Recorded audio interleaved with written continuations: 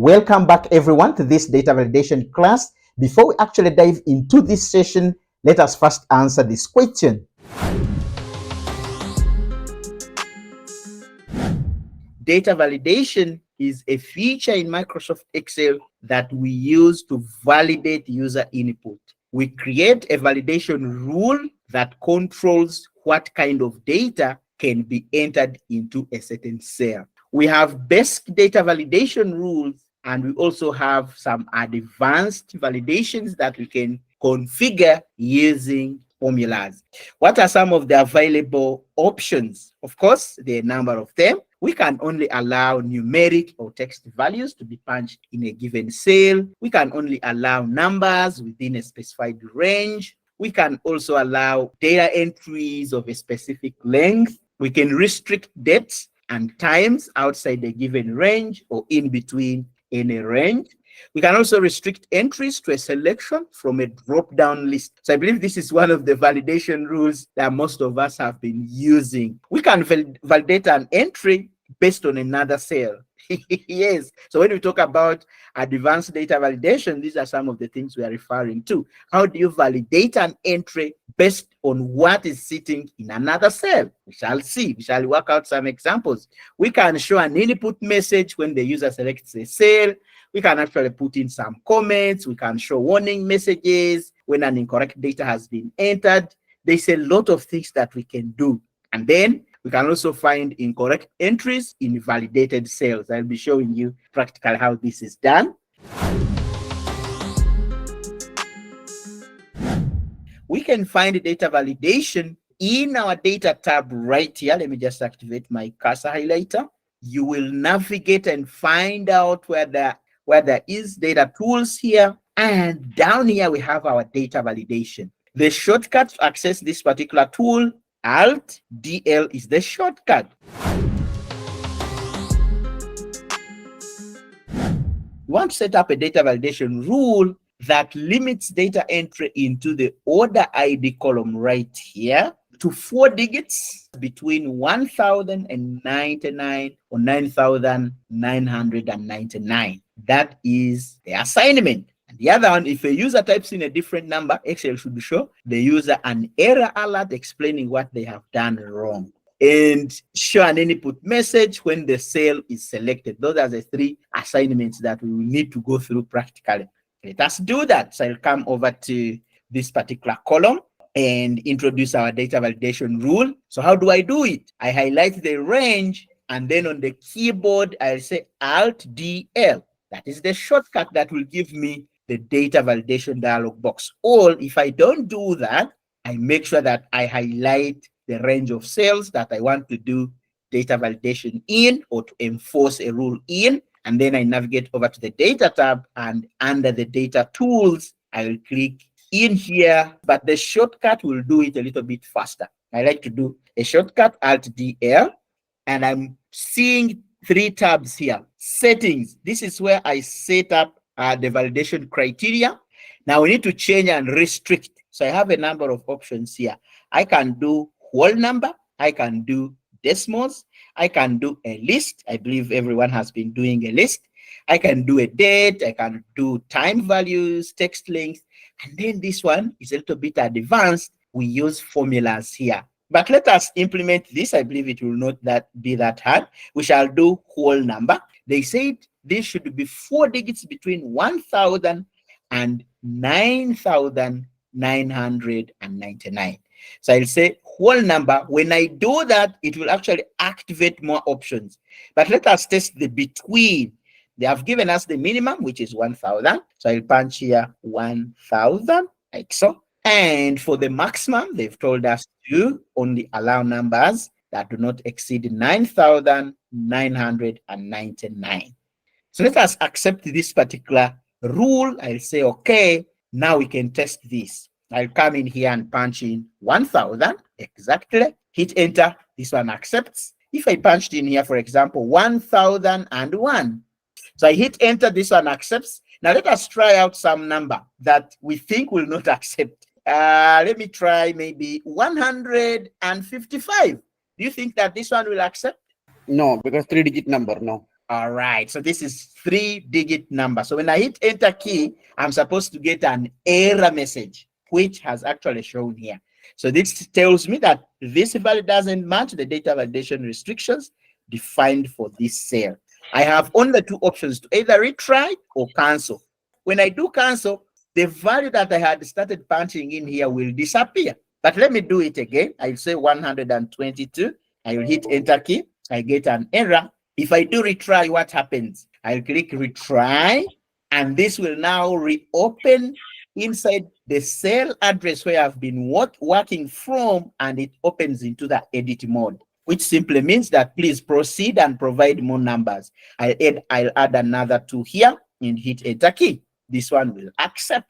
I could just punch in here numbers that a little bit large, like this one here. When I hit enter key, of course, it will not accept because we have a data validation rule.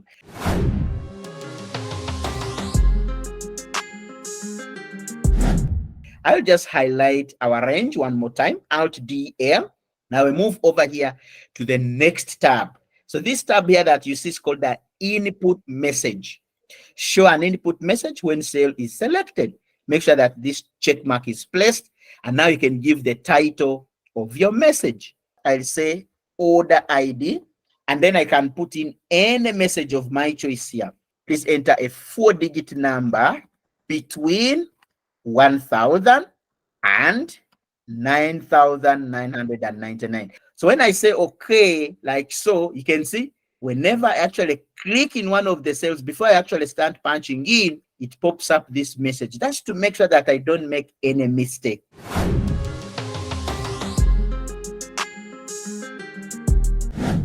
I'll highlight this entire range, Alt DL on my keyboard, and now let us choose the error alert type. Of course, the default one is stop. The second one is warning, and the third one is information. Let us stick with the first one here, and I can give it a title. Maybe always think of something that is precise, very short, brief, and clear.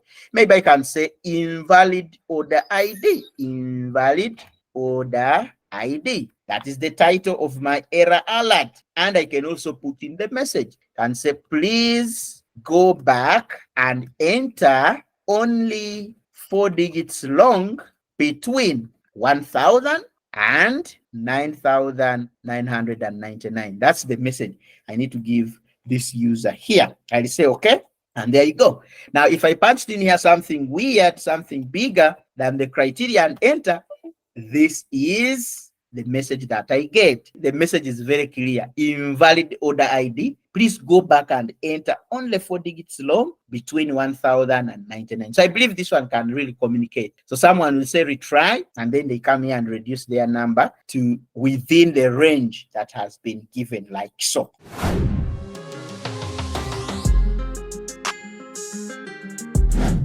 Now, you might be in need of collecting some data here. We can restrict this entry using the data validation list, which most of us have been doing. Okay, so let us go ahead and do that. I'll just highlight this entire range, Alt DL. That is the shortcut that takes me there. And I'll come back here to the settings, and I'll say, I want a list. I need to give the source. Where is this data coming from? We have two options of declaring the source of this data. Okay. We can do hard decoding, which is sometimes not a better choice. Hard decoding is coming in here and punching in the values that you want for your department. For example, I'll say ICT, comma, to separate between the departments. I'll say marketing, comma, I'll say finance, comma, which one can I add here? You'll say HR, and so on and so forth. So this type of declaration of the source sometimes gives you headache in case this list grows. So we shall see how we can use or link to a range of cells somewhere that can easily be changed. Okay, so I'll say, okay, so I've just restricted the entry here to only values picked from the list, like so. You can see I can now pick ICT, I can pick marketing, like so, I can pick finance, I can pick these values from the drop-down list. I believe everyone has been doing this.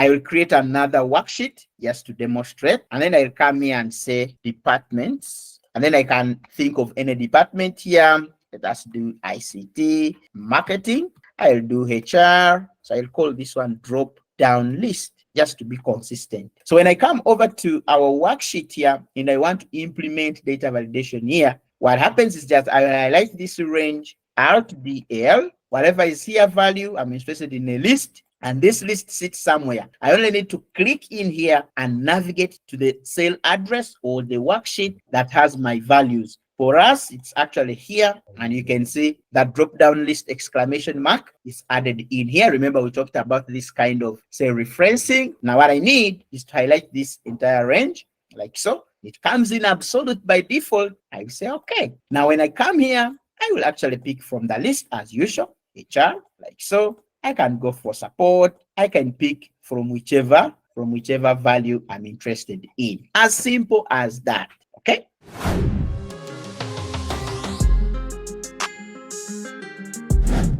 So for example, if we leave all these values in as they are, let me just make sure that I remove the data validation that is here. I'll just come back to data validation and then say clear all and say okay.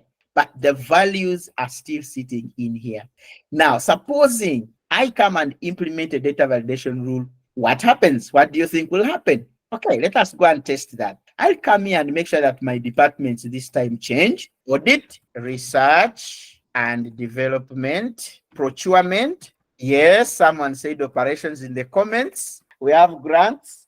All right. Let us use only this one to demonstrate and then highlight this range. Alt DL. I'll do a list and then come back to the source. I go back to our worksheet and highlight this range and then say, okay. When I do that, the data validation rule has been implemented. We have new lists, a fresh list of departments, but again, whatever was here has not been removed. I'll highlight this entire range, come back to the data validation, and I have other options here that I'm seeing here. They see this one called circle invalid data, and then there's also this button here that says clear validation circles. So what this one does is that whenever you click on it, it will point out those values that were already in that particular range at the time of you implementing a data validation rule. So let us do that. I come back to the drop down and say circle invalid data, like so. You see, all these values that have been in this particular range are now circled.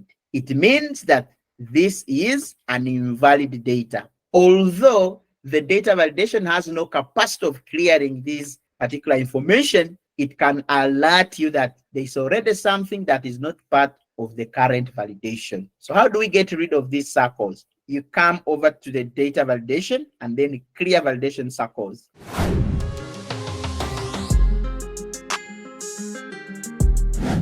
How can we make sure that our data validation list is dynamic in case it changes in the future? Let me just use another example here. Maybe we can go to the districts tab here and think of some districts here in Uganda. I will say districts. And let's assume we are registering some districts here. We have Kampala, we have Wakiso. Just as an example, we have Mukono. We can add Mbarara. We can do Jinja. Let's assume that this is the list that we have and we implement a data validation. I'll come back to this worksheet. In the district tab here, I will do a data validation like so. I'll come over to the data tab, data validation, list, and then the source. I'll come to districts and highlight this range like so. Now, the problem with this approach is that when my list grows, it doesn't update here. For example, if I came back here and added another district, for example, I will do Kasese. Just as an example, I can add Mbale, I can add Soroti, like so. Now let us go back to our data validation rule and check if this list has updated. Do you think it can show? When I click right here, you can see this ends on this particular value, Ginger. So it doesn't add all the new records. So how do we make it dynamic? One method is we can actually make sure that whatever new record comes in, we just include them in between. Are we together? We just make sure that they are included in between this list. So for example, if we want Kasese, Mbale, and Soroti to be included, I could add a row and transfer this record. For example, Kasese, I'll transfer you to that particular area, and I could continue adding more. I carry this sorority and place it in between. Now, when I come back to my basic examples here, let us check if this list will update, okay? I'll just click in here and you can see our Mbale is showing up here, our Kasese is in, sorority is already captured. So I believe that's one way of making sure that your list is dynamic, okay? The other method is we can provide extra space to cater for growth. So let us try this. I'll come back here, data validation, RTDL, and then for the range, I'll make sure that this range is expanded up to around B23. So I can just punch here 23, like so, and I'll go back to list. So when I do 23, you can see it has included some blank cells. When I say okay, I have catered for the growth. So if I added, let's say I'll add Kayunga, I'll add Mayuge, like so, Bushenyi, I'll add Muvende. Now let us check if these values are existing in our drop-down list. I'll make sure that I highlight them so that we know. When I come back here and click in the drop-down list that we created here, or data validation, let us confirm. Yes, I can see Kisoro is showing up here, Muvende is in, Bushenyi is in, Mayuge, Kayunga, and so on and so forth. Now, the last one that I will be showing you maybe later on, because I don't want to bother some of our beginners here, is to convert this table into a range, and then we introduce ourselves to the indirect function.